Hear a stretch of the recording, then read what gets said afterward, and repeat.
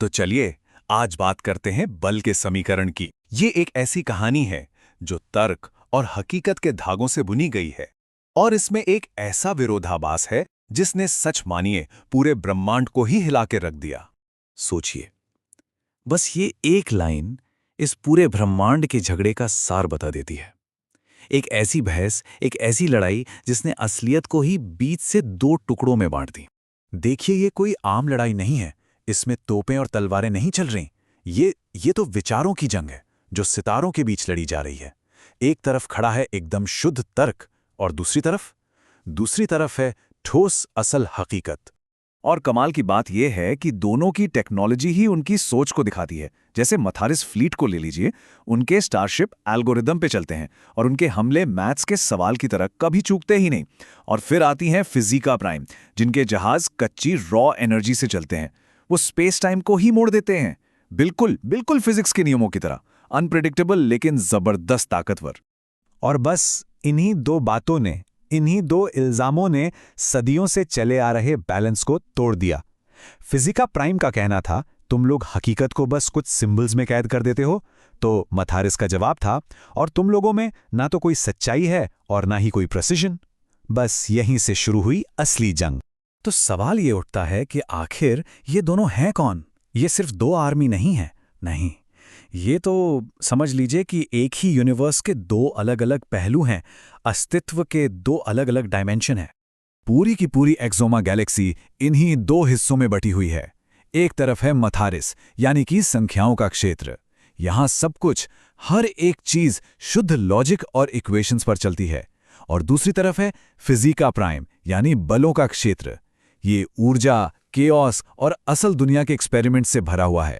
जरा मथारिस की दुनिया के बारे में सोचते हैं। एकदम परफेक्ट, सिमेट्रिकल दुनिया। यहां हर चीज को इक्वेशन से डिफाइन किया जा सकता है।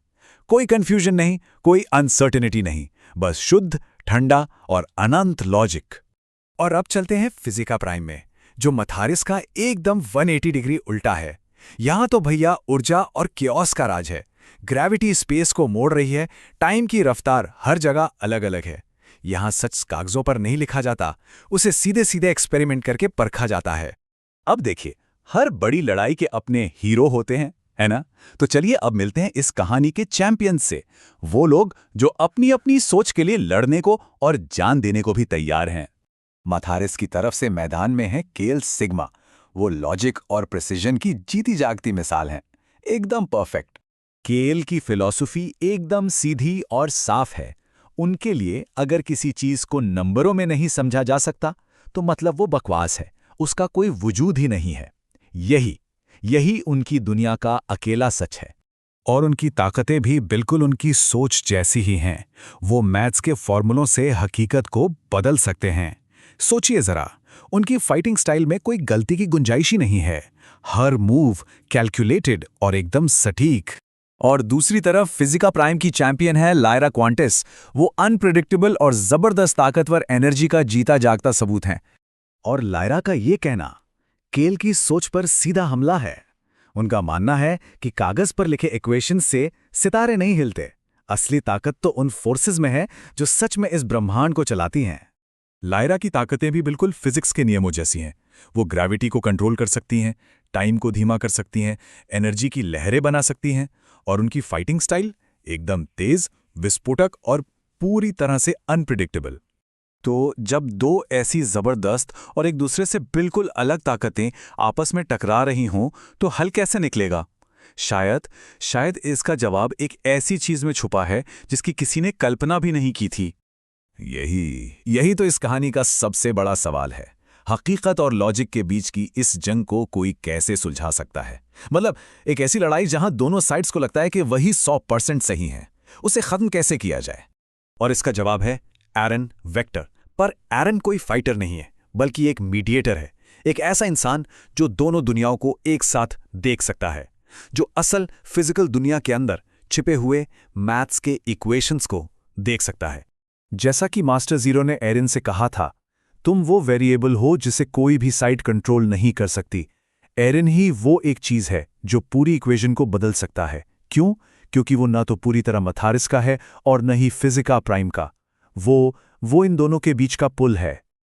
और अब हम पहुंचते हैं कहानी के क्लाइमैक्स पर, वो मोड़ जहां ये लड़ाई अपने चरम पर है और एक नए बैलेंस की, एक नए संतुलन की नींव रखी जानी है। और यहीं पर कहानी का सबसे बड़ा सच सामने आता है। वो सच ये है कि मैथ्स और फिजिक्स दुश्मन हैं ही नहीं, वो तो एक ही सिक्के के दो पहलू हैं। मैथ्स उस फोर्स को डिस्क्राइब करता है और फिजिक्स उसे एक्सपीरियंस करती है। दोनों एक दूसरे के बिना बिल्कुल अधूरे हैं। और यही बात एरन को समझ आती है कि सच किसी एक तरफ नहीं होता, सच तो बैलेंस में होता है, संतुलन में। और जैसे ही उसे ये समझ आया, उसे असली दुश्मन को हराने और इस जंग को हमेशा के लिए खत्म करने की ताकत मिल गई। कहानी के बिल्कुल आखिर में एक सवाल पूछा जाता है, बहुत सिंपल पर बहुत गहरा सवाल। मैथ्स और फिजिक्स में से कौन ज्यादा शक्तिशाली है? ये एक ऐसा सवाल है जो सोचने पर मजबूर कर देता है। और इसका जवाब मिलता है हां। बस एक शब्द, हां। और यही शब्द पूरी कहानी का निचोड़ है कि कोई एक बेहतर नहीं है। असली ताकत दोनों के एक साथ आने में है, एक दूसरे को पूरा करने में है।